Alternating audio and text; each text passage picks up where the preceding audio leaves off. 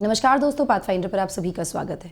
दोस्तों, आज हम बात करने वाले हैं G20 प्रेसिडेंसी के बारे में, जिस संबंध में भारत के प्रधानमंत्री ने कल अनवेल कर दिया है लोगो, थीम और website of G20 presidency. You can see this is the logo and the theme is वसुधैव कुटुंबकम, यानी one earth, one family, one future.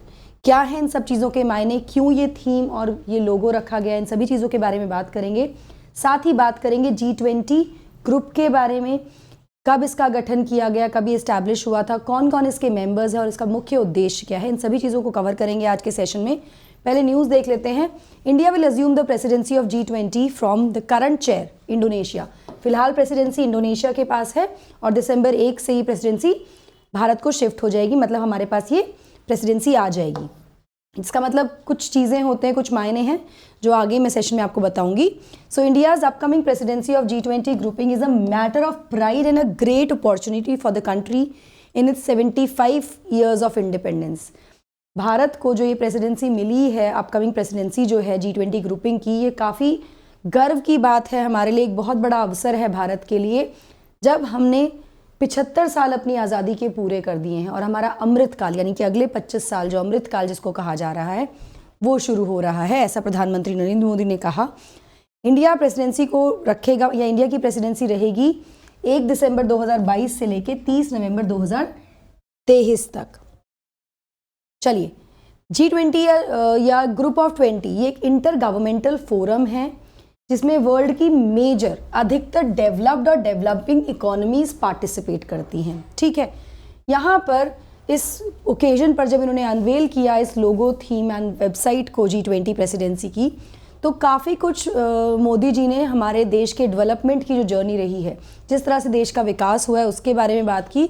और साथ में उन्होंने कहा कि सभी सरकारें और सभी लोगों ने कंट्रीब्यूट किया है अपने अपने स्तर पर भारत को आगे बढ़ाने में आफ्टर द इंडिपेंडेंस। यहाँ पर प्रधानमंत्री ने ये भी कहा कि डेवलपमेंट, विकास और पर्यावरण, यानी प्रगति और प्रकृति, ये दोनों साथ भी चल सकती हैं अगर हम एम्फसाइज करें सस्टेनेबल डेवलपमेंट पर, सतत विकास के चीज़ों पर, सतत विकास के तरीके से चलें, सस्टेनेबल डेवलपमेंट हो तो हम प्रकृति को प्रगति के साथ लेकर चल सकते हैं। It is a matter of pride for all the Indians, it will bring greater glory to all the Indians, ऐसा मोदी जी ने अपकमिंग प्रेसिडेंसी को लेकर कहा। G20 के बारे में और ज़्यादा डिटेल में जानने के लिए और साथ में लोगों का सिग्निफिकेंस और थीम का सिग्निफिकेंस समझने के लिए आपको जुड़े रहना पड़ेगा मेरे साथ। बट बिफोर मूविंग फॉरवर्ड, आप मुझे फॉलो कर सकते हैं इन दोनों टेलीग्राम चैनल्स पर दोस्तों, for all my class update, schedules and PDFs। इस चैनल पर आपको क्लास की PDFs मिल जाएंगी। अनअकैडमी ऐप पर भी आप मुझे फॉलो कर सकते हैं मेरी सभी special classes and plus courses के लिए। एनरोल करने के लिए आपको सिर्फ मेरा कोड यूज़ करना होता है NDLife10। ये कोड आपको डिस्काउंट भी दिलवाता है when you go for the referral. जब आप मेरा कोड यूज़ करते हैं अपने सब्सक्रिप्शन के लिए, तो ये एक रेफरल कोड की तरह भी काम आता है, जहाँ पर आपको डिस्काउंट भी मिल जाता है। चलिए, जो लोगो, थीम और वेबसाइट है भारत के G20 प्रेसिडेंसी की, वो मेजरली रिफ्लेक्ट करती है हमारे देश की जो मैसेज हैं, या एक तरह क्या प्रायोरिटीज़ हैं। एक तरह से हमने एक संदेश दिया है, हमारी जो प्रायोरिटीज़ हैं वो बताई हैं विश्व को अपने लोगो, थीम और वेबसाइट के द्वारा। वेबसाइट भी I will try and show you, लेकिन वेबसाइट आप जाकर चेक कर सकते हैं। ठीक है, G20 logo draws inspiration from the vibrant colours of India's national flag. जो G20 का लोगो है, जैसा कि आप यहाँ देख पा रहे हैं, इसमें जो कलर्स यूज़ किए हैं वो कौन से कलर्स हैं, वो हमारे राष्ट्रीय ध्वज के कलर्स हैं, saffron, white, green and blue. साथ ही यहाँ पर प्लैनेट अर्थ को लोटस के साथ दिखाया गया है।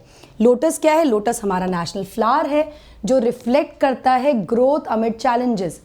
लोटस कहाँ खिलता है? कीचड़ में खिलता है। तो किस तरह से ग्रोथ हो सकती है चैलेंजेस के बावजूद भी, ये रिफ्लेक्शन है, ये इसका सिग्निफिकेंस यहाँ पर बताया गया है। अर्थ जो है वो रिफ्लेक्ट करता है भारत का प्रो प्लैनेट अप्रोच, कि हम अपने जो प्लैनेट है उसको लेकर कितने जागरूक हैं और उसके लिए क्या क्या करने के लिए तैयार हैं। To life one in perfect harmony with nature, इस तरह की लाइफ जो कि नेचर को साथ लेकर, नेचर के साथ हार्मनी में हो, इस तरह का ये दिखाता है। नीचे जो है G20 लोगों के भारत लिखा हुआ है देवनागरी लिपि में। ठीक है, दिस इज द लोगो। इसी के साथ अगर हम थीम की बात करें तो जो थीम है भारत की प्रेसिडेंसी की, विच इज वसुधैव कुटुंबकम, ये हमारा हमेशा से नारा रहा है, हम हमेशा से इस बात को बोलते हैं, which means one earth one family one future. ये कहाँ से लिया गया है? ये लिया गया है हमारे ancient Sanskrit text of Mahaupanishad, उपनिषद से लिया गया है। ये एसेंशियली थीम क्या बता रही है, थीम का क्या सिग्निफिकेंस है, थीम क्या अफर्म कर रही है? थीम अफर्म कर रही है value of life, of all the life. All the life means human, animal, plant, micro organism, सभी का जीवन इंपॉर्टेंट है, उनकी वैल्यू है, और साथ में वो एक दूसरे से किस तरह से इंटरकनेक्टेड हैं प्लैनेट अर्थ पे और इस पूरे यूनिवर्स में। ये सिग्निफाई कर रही है हमारी थीम कि हम सभी को साथ लेकर चलना चाहते हैं।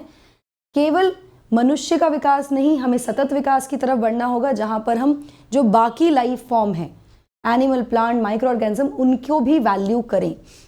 जो थीम है, it also spotlights life. Now very very carefully understand this, LIFE, which means lifestyle for environment. एक ऐसा लाइफस्टाइल जो पर्यावरण के विरुद्ध ना हो, पर्यावरण को साथ लेकर चले, जो कि एसोसिएटेड हो एनवायरमेंटली सस्टेनेबल और रिस्पॉन्सिबल चॉइस से। जो भी हमारी चॉइसेस हैं वो पर्यावरण के लिए सस्टेनेबल होनी चाहिए, रिस्पॉन्सिबल होनी चाहिए। किस स्तर पर? इंडिविजुअल लाइफस्टाइल में भी और राष्ट्रीय के विकास में भी, प्रगति में भी, दोनों जगह पर। Leading to globally transformative actions resulting in cleaner, greener and bluer future. जिससे क्या होगा? अगर एक व्यक्ति और देश इस तरह के विकास की तरफ चलेगा जो पर्यावरण को साथ लेके चलता हो, या सतत विकास की तरफ आगे बढ़ेगा, अग्रसर होगा, तो उनकी जो लाइफस्टाइल चॉइसेस होंगी वो उस तरह की होंगी, ना केवल व्यक्तिगत स्तर पर बल्कि राष्ट्र के विकास के मुद्दों में भी, जिससे हम एक तरह से लीड कर सकते हैं ग्लोबल ट्रांसफॉर्मेटिव एक्शंस को, जो कि रिजल्ट करेंगे एक स्वच्छ, हरे और ब्लूअर फ्यूचर में। पानी की कमी नहीं होगी, हरियाली होगी, ग्रीनरी होगी, प्लांट लाइफ सस्टेन करेगी, एटसेट्रा। ठीक है, चलिए G20 के बारे में बात करते हैं। तो G20 इसके जो स्टैब्लिशमेंट था वो 1999 में हुआ था, इन दी बैकड्रॉप ऑफ फाइनेंशियल क्राइसिस। जो 1990s का फाइनेंशियल क्राइसिस था, जिसने बहुत ज़्यादा एक तरह से हिट किया था ईस्ट एशिया और साउथ ईस्ट एशिया को पर्टिकुलरली, उसको ध्यान में रखते हैं उसके बैकड्रॉप में 1999 में इसकी फॉर्मेशन हुई। इसका उद्देश्य है to secure global financial stability. वैश्विक स्तर पे फाइनेंशियल स्टेबिलिटी होनी चाहिए, ये सिक्योर करना, ताकि कैसे होगा ये? जब सभी मिडिल इनकम कंट्रीज़ को इन्वॉल्व किया जाएगा, सब साथ में मिलकर चलेंगे, टूरिज़्म को डेवलप किया जाएगा, ट्रेड को डेवलप किया जाएगा, ट्रेड स्टार्ट की जाएगी, इस तरह की बहुत सारी चीज़ें।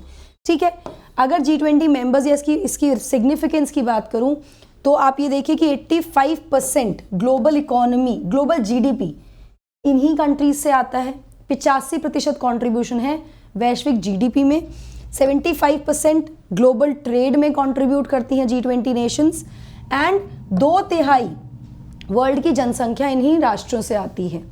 अगर G20 ग्रुप की बात करूं तो it has 19 countries along with European union. 19 countries हैं और यूरोपियन यूनियन इसका हिस्सा है। कौन कौन सी कंट्रीज हैं?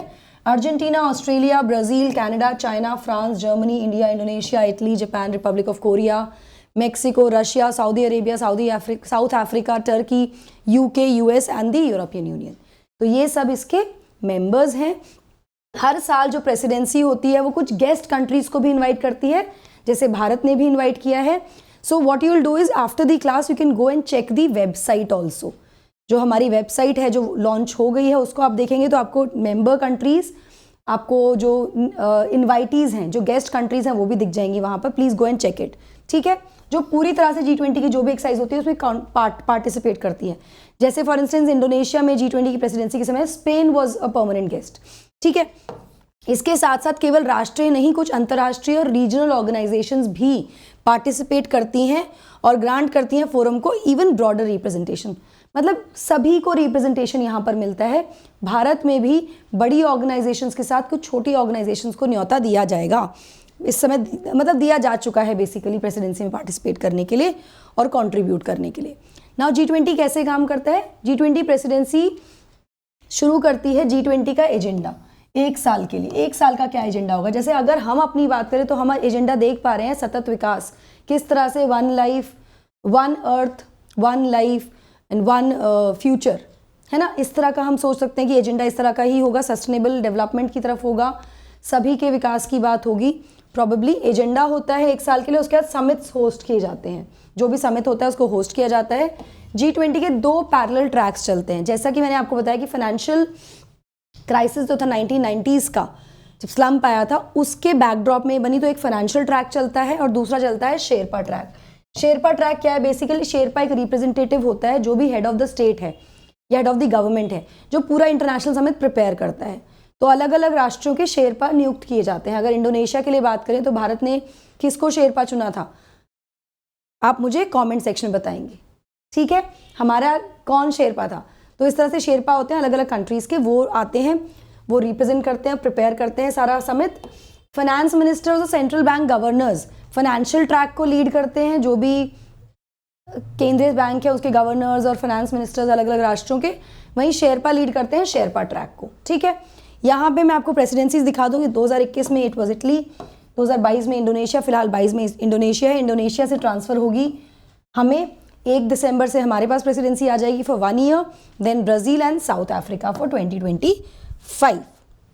आई होप आपको ये समझ में आया हो एंड ज़रूर सेशन को लाइक और शेयर कीजिएगा दोस्तों। जो क्वेश्चन पूछा वो बताइएगा हमारा शेरपा कौन है, 2022 का भारत का शेरपा किसको नियुक्त किया गया था, ठीक है। अनअकैडमी सब्सक्रिप्शन लेने के लिए आपको सिर्फ मेरा कोड यूज़ करना होता है ND_Live10 to avail great discount on the platform for all the subscriptions. आप ये कोड यूज़ कर सकते हैं ना। बेनिफिट ये है इस कोड का कि आपको मेरी गाइडेंस, मतलब मैं डायरेक्टली आपको सपोर्ट करूँगी, मेंटोर करूँगी, गाइड करूँगी आपकी प्रिपरेशन में, if you use my code ND_Live10। अभी जाइए एनरोल कर लीजिए। बैचेस 23 तारीख से शुरू हो चुके हैं हमारे, जिसमें आपको कंप्लीट कवरेज होगी, कंप्लीट तैयारी कराई जाएगी। कंपीट इज़ लाइव, जहाँ पर आप कंपीट कर सकते हैं, आप देख सकते हैं कि आप कहाँ स्टैंड कर रहे हैं, along with the chance of winning a lot of prizes here. UCSC होने वाला है 13 नवंबर को। अभी जाइए और एनरोल कीजिए with my code ND_Live10। Description box में सारी डिटेल्स गिवन हैं। आप यहाँ पर कुछ स्कॉलरशिप्स भी जीत सकते हैं, प्राइजेस जीत सकते हैं, along with exclusive meet and greet with an IAS officer, जो टॉप 5 रैंकर्स को मिलने वाली है। नाउ EMI का ऑप्शन है, जहाँ पर 0% EMI आपको लगती है, आप अभी जाकर एनरोल कर सकते हैं लोन फैसिलिटी के द्वारा भी। Very very important, GS mains questions के लिए जो टेस्ट सीरीज है ना, उसको लेकर बच्चे बहुत एप्रीहेंसिव होते हैं। तो मैं आपको बता दूं 79 क्वेश्चंस में से 57 क्वेश्चंस डायरेक्टली इनडायरेक्टली हमारी टेस्ट सीरीज से थे। तो आप इंपॉर्टेंस देख सकते हैं टेस्ट सीरीज की, अभी ज्वाइन कर लीजिए इसको। Last but not the least is the last mile, which is the free interview guidance programme for 2022। यहाँ पर पार्टिसिपेट कर सकते हैं आप। फ्री इंटरव्यू गाइडेंस प्रोग्राम है, आपको सिर्फ मेरा कोड यूज करना है ND_Live10 और आप इसमें एनरोल कर सकते हैं। अगेन डिस्क्रिप्शन बॉक्स में सारी डिटेल्स गिवन है इसकी भी। इसके साथ ब्राउज फीचर में आप जाकर प्रीवियस ए के मेंस क्वेश्चन के स्टेप वाइज वीडियो सॉल्यूशंस देख सकते हैं। प्लीज़ यूज इट एंड अपनी प्रिपरेशन को और बेहतर कीजिए। That is it from my side. I hope you like the session. Don't forget to like, share and subscribe to the channel and also hit the bell icon so that you get notifications about our latest updates. Thank you so much. God bless.